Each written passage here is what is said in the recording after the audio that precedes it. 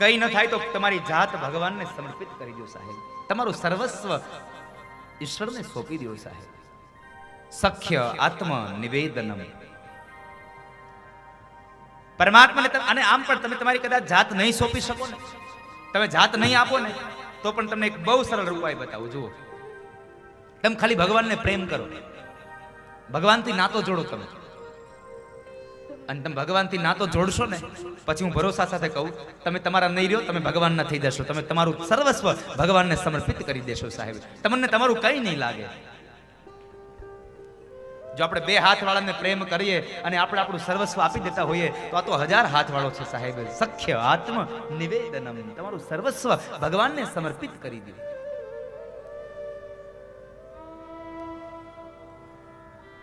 હિરણ્યકશ્યપ બરાબર એના સહોદરનો વેર લેવા માટે થઈ અને બ્રહ્માને પ્રસન્ન કરવા જાય અને કયાધુ પૂછું, ક્યાં જાવ છો? ભગવાનને ભજવા. કેમ? મારે મારા સહોદરનું વેર લેવું છે. અરે રેવા દો ને, આપણે એવું કઈ નથી કરવું, આપણે એવું કશું નથી કરવું. પણ એ સમયે હિરણ્યકશ્યપ ન માન્યો, છતાં કહે છે ના જાવું છે. કયાધુ કે કઈ આવશો? ક્યારે આવશો? હિરણ્યકશ્યપ કે નક્કી નહીં, વર્ષ થાય, 2 વર્ષ થાય, 5 વર્ષ થાય, 10 વર્ષ થાય અને 100 વર્ષે થઈ જાય, નક્કી નહીં.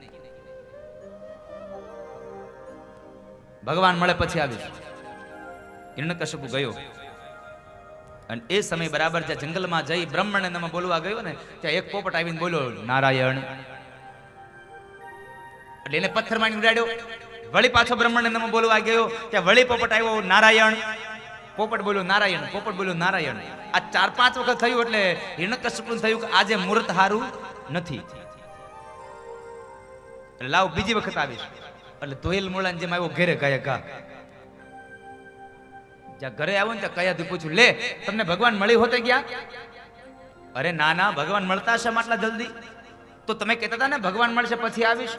અરે એમાં એવું થયું કે હું બરાબર ભગવાનની પૂજા કરવા ગયો, જ્યાં તપ કરવા ગયો, ત્યાં એક પોપટ આવી અને મારા વીરનું નામ લીધું. પોપટ બોલ્યો નારાયણ.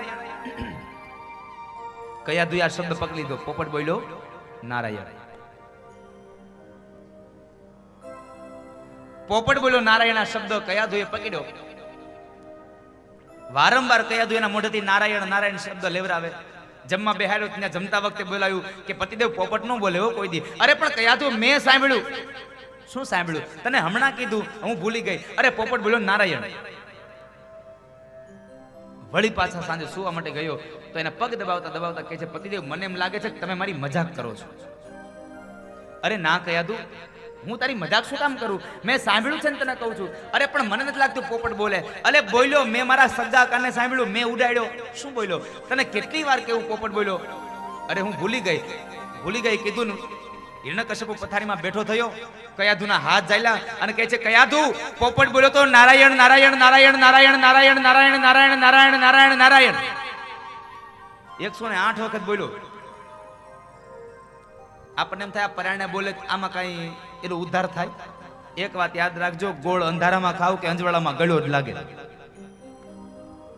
ગોળ અંધારે ખાવ કે અંજવાળે ખાવ, એ તમને ગળ્યો જ લાગે, એમાં કોઈ ફેરફાર ન થાય.